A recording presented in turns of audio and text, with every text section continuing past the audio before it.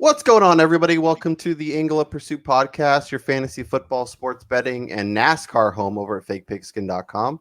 I am your host, Kyle Robert. You follow me on Twitter at NotoriousKRO. With me once again, it's Brian Twining. What's up, Brian? What's up, Kyle? I'm excited to move on to the great Brickyard of Indianapolis after a pretty unsuccessful weekend at Pocono. Yeah, it was. It wasn't great, especially Saturday. Like a lot of our guys that we liked for Saturday came through on Sunday, which was nice to see. But if you are new and you are enjoying our content, make sure you hit that thumbs up. Make sure you subscribe to our channel. We preview every single race, and we're trying to figure out the one when there's a double dipper, kind of how to make that work, just because the odds don't usually come out or something. But we're here. We're going to talk some Big Machine Hand Sanitizer 400. Shouts to NASCAR for just like continually upping themselves one week after another. But before we get into next week, I want to take a few seconds. I want to shout out to Landon, who has gone back-to-back weeks picking the winner. He picked last Sunday's winner. He picked this Sunday's winner. And it was impressive because he put Saturday who he liked, Sunday who he liked, and he picked the right guy for Sunday. It's not like you could have put a few names, and I want to shout out Mundeep, who had one of the winners as well. So Kevin Harvick, Denny Hamlin, your two winners, finished 1-2, and then flip flop for Sunday. So that was a hell of a weekend. Eric Jones, despite wrecking on Saturday, looked good on Sunday.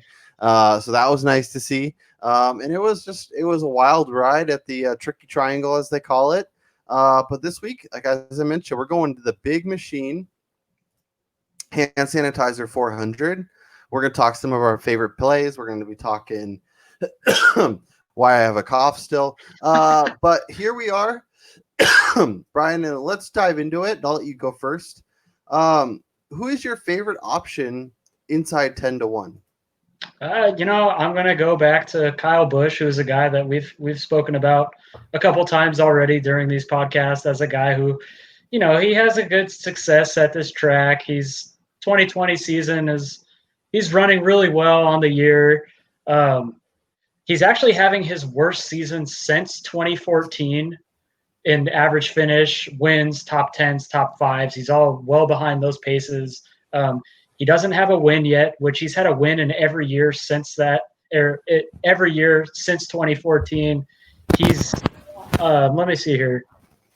He only has 8 top 10s this year, and he only has half the season left. And he was averaging anywhere in the 22 to 25 range of top 10. So he's a guy who's he's due to get better. He's had a couple crashes over the last few races. He's been in a few of those tricky little wrecks with people spinning him out. And when you look at what he's done at Indianapolis, he's second to Kevin Harvick with most laps led, or he's actually first in most laps led with Kevin Harvick trailing him. He hasn't fared very well the last 2 of the 3 races as he's crashed in both of those. He had engine failure and he had an accident.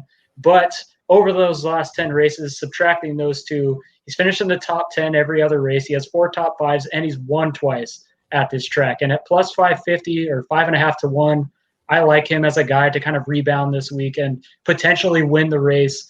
And even if I'm going to take a kind of a better bet on him, almost even money, top 5 at minus 106 is a good bet for me.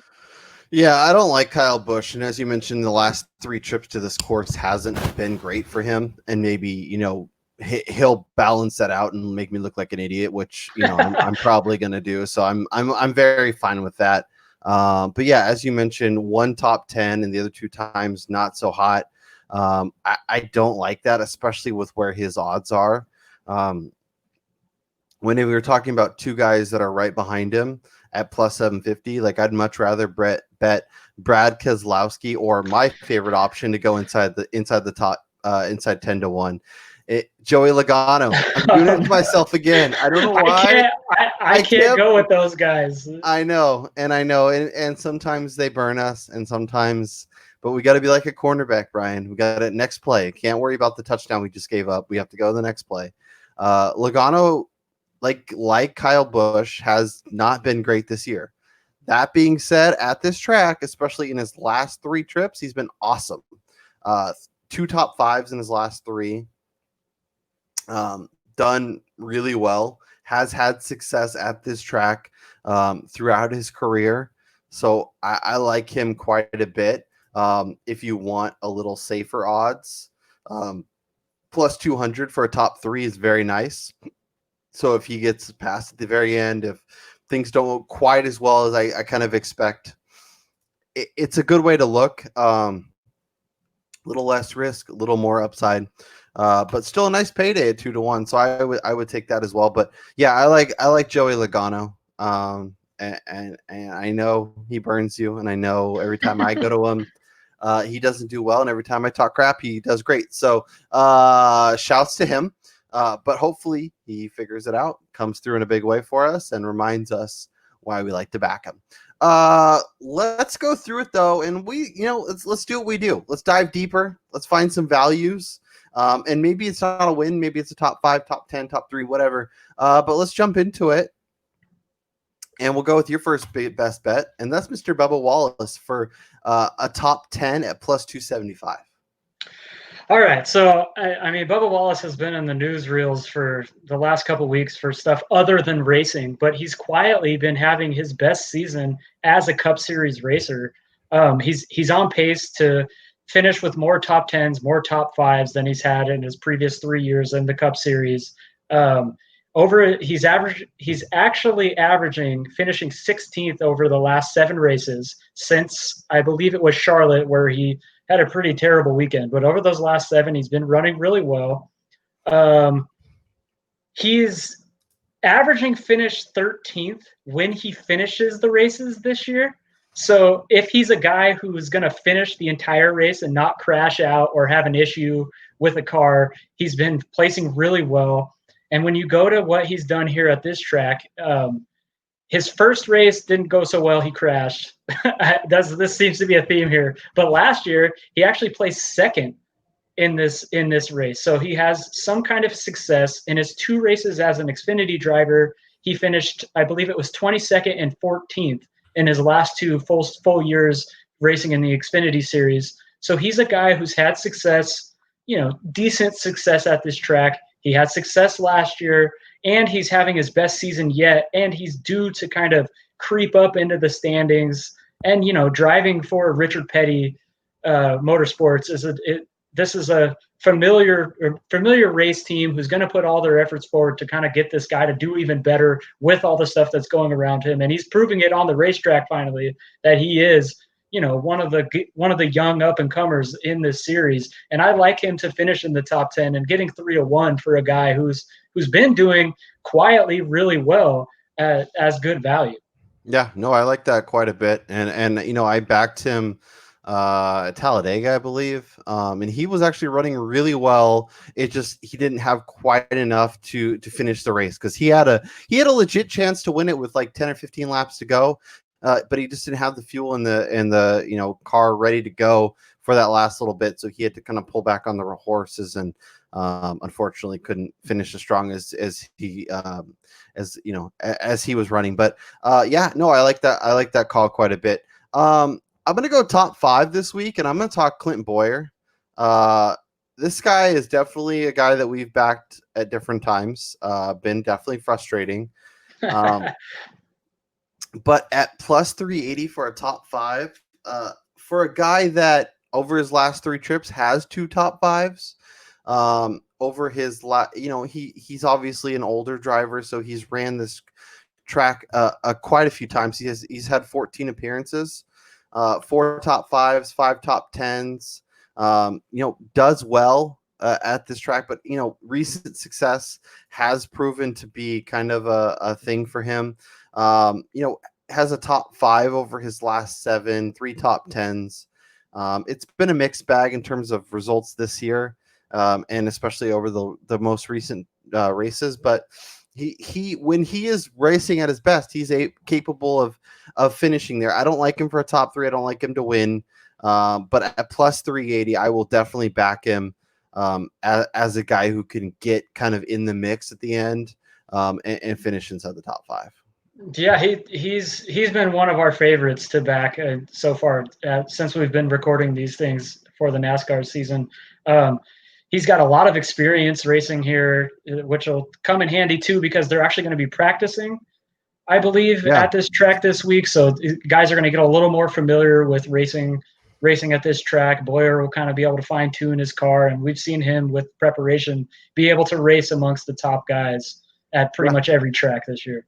Yeah, and I think that's important too because as we've talked about with Mr. Joey Logano, he's a guy that seems to struggle when they don't have preparation time. But when he has time to kind of get the car where it needs to be, he seems to do a lot better. So maybe that's another feather in his cap for this week. Talk to me about your other longer shot odd. And that's Mr. Daniel Suarez for a top 10. I mean, at 14-1, I know he hasn't been awesome, but that feels like a bet worth taking. Yeah, I don't know. I saw this line and I was like, oh, let me dig a little bit deeper into Daniel Suarez, because when NASCAR first returned, he was one of the guys that they had highlighted. And they were doing an interview with him, so I recognized the name. And over the last few weeks, I was kind of watching where he was running, and he's really hasn't been doing very well this year. I did a little bit deeper dive on his career, and he doesn't have a top 10 this year, which is kind of abnormal over his career in the Cup Series, because over his previous 3 full seasons in the Cup Series, he's averaging a little over 10 top 10s on the season. And his average finish last year was 16th. This year, he's averaging finishing somewhere in the 26th, 27th range. So this is a guy who he's not running what he's capable of. And, it's only a matter of time before a driver that's as skilled as he is can kind of reach where he should be driving. And looking at this track in particular, his average finish here is 12th. Last year, he finished 11th. In his two races in the Xfinity Series, he finished 2nd and 7th in 2015 and 2016. So he's got success here. I know he hasn't been running well, but with 14-1 odds to finish in the top 10 at a track where he's ran really close to the top 10, I think that's the correct money to place on a guy to finally reach that top 10 mark at this particular track. Yeah, I mean, when you're considering we're arguing over Kyle Busch and Brad Keselowski and Joey Logano to win the whole freaking race at 4, 5, or 6 to 7, and you're getting double that for a guy to just to be in the top 10, just get somewhere near that. And like you mentioned, obviously, the recent results haven't been great, but a lot of times the law of averages works itself out, and guys that tend to do really well or tend to be at least in the mix work towards that, and guys that don't usually perform as well as they have been kind of come back to the pack. So I think some positive regression for Suarez is absolutely in the mix. And all you need him is a top 10 at 14-1. I'm taking that all day, all night. That is a bet actually I will be putting in as soon as we end this podcast, because I will add one more thing to that, though, is they just released the starting grid, and I saw that Suarez is starting in 37th. So he's in the second to last row, which is not the most ideal spot to start in a race. But there's a lot of laps. Believe there's 160 laps here. This track is traditionally one of the most difficult to kind of maneuver with stock cars. So there's a lot of race to go on Sunday, and he is a guy who can do it, move up from that back of the pack to top 10. Yeah, and as long as, if he does it marginally, right? Like he gets into the 20s, and then, okay, that's the first stage. And then in the second stage, he's in the 15 range. By stage 3, you have time to really make an impact. And, it seems like a daunting task, but in terms of like what could happen with cars wrecking, with other stuff happening, all of a sudden he's moving up, and he's battling for 11th or 12th or 14th. He's right there. So I think it's a bet that's definitely worthwhile. I'm going to go with another guy who's a little bit longer shot, and I'm going to go with the Ryan Newman experience for a top 5 at 11-1. Woo! Once again, it's really, like obviously picking the outright winner is really fun, but when you're getting these kind of numbers on guys that have had this much success, like over Ryan Newman's last 3 trips, he's got a top 5, 3 top 10s. His best finish is 3rd. His worst finish is 10th. This is a guy that does well on this track. This is a guy that we've backed recently. You know, like a lot of the guys we've kind of mentioned, he does have a mixed bag of results, but he's another guy that has been in the mix, has made his name kind of there. Obviously, no top tens on the season, but I think he's ready to break through with the top five at a track where he's comfortable, at a track where he's had success. And when you're getting double digit odds on a guy who can perform as well as Ryan Newman can, like, I'm not asking him to win. I think that's out of the question. A top three is interesting because if we look at top three odds, he's 25-1 to get that. So if you want to go a little higher, like that's interesting. Obviously, at 100-1, there's a reason he's there. But at 14, at 11-1 to get a top five, I think it's decent value, and I think it's definitely something that's very, very achievable for him. So if you want a little better odds for a guy that I think can make some serious noise, Ryan Newman top five, I think, is a great way to look. Yeah, I mean, like you said, if you're getting 11-1 on a top five for a guy who is very successful at this track, and he's been running pretty good over the last handful of races in this season. To me, that is where I'm putting my money, rather than banking everything on a guy actually winning the race. Which, even though we saw something that I thought I'd never see, which was two guys finish first and second just in adverse order Saturday and Sunday at Pocono. Trying to predict people to win these races is like worse than trying to find a needle in a haystack.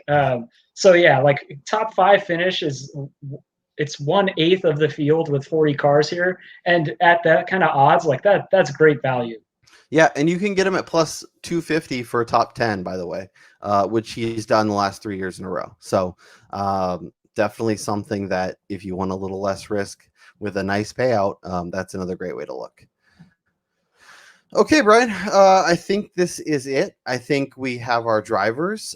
If you are enjoying the show, mash that thumbs up. Make sure you subscribe. Leave in the comments who you like this week, and we will shout you out if you make the right calls for the Big Machine Hand Sanitizer 400.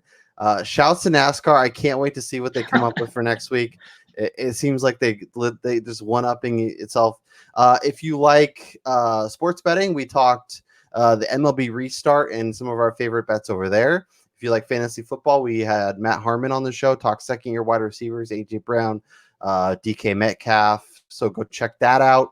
We're going to have all kinds of, we're here every week with NASCAR. We're going to have other sports betting. We're going to have fantasy football. We're going to have everything else mixed in. But for Brian Twining, I'm Kyle Robert, and we'll talk to you guys next time.